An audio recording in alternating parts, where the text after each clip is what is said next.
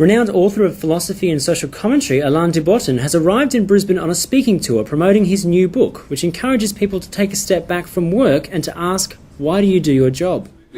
Work is a subject that absolutely fascinates me. I question why I do what I do, and I'm fascinated to hear what other people do. And, you know, we live in a world where one of the first questions you tend to ask of people is, what do you do? And other people's jobs go right to the core of their identity.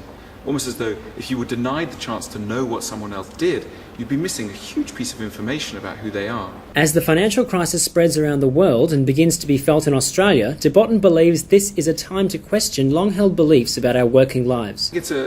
Definitely the moment is a chance to step back and take a look at all the jobs there are out there and wonder which ones deliver meaning, which ones deliver satisfaction. And then also the book could be used as a kind of mirror, which as you're reading it, you're thinking, what are the choices I've made, and where am I headed in my career? De Botton sees that there is little information in society about what the working world is like when you are first entering the workforce. Before you've joined the workplace, is that you don't really know what most jobs involve, because there's very little data out there. You know, you read the business pages, but that's just reporting on one sliver of business life. That's like the profit and the loss. But what do you know? How do you know what it feels like to work in an office, or to have colleagues, or to be travelling in a certain kind of job or whatever? Most novels, for example, never feature anyone at work. If you were to try and guess what people did just from reading fiction, you'd think that people only spent their time, I don't know, falling in love, squabbling with their families, murdering one another.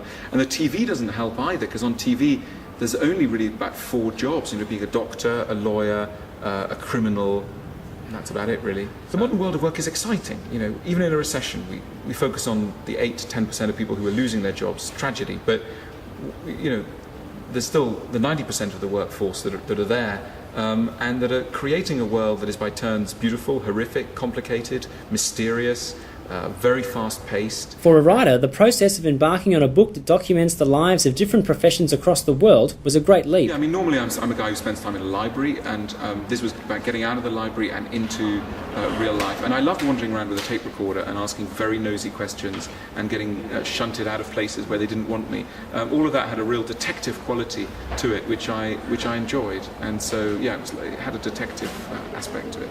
His trip to Australia, one of many over the last few years, has, through Australians' love of his work, helped awaken De Botton to what makes the nation tick. I've been coming to Australia now for the better part of a decade, and Australian audiences have always been incredibly receptive to my work in a way that at first took me completely by surprise, and has continued to kind of enchant me and wonder me, and has led me to understand the country much better. So it's almost like Australians understood me before I understood them, but it's through their readership that I've come to Australia a lot more, and now have many Australian friends, and know this country really quite well. But it's been one of the really wonderful things to have happened to my writing, and totally unexpected.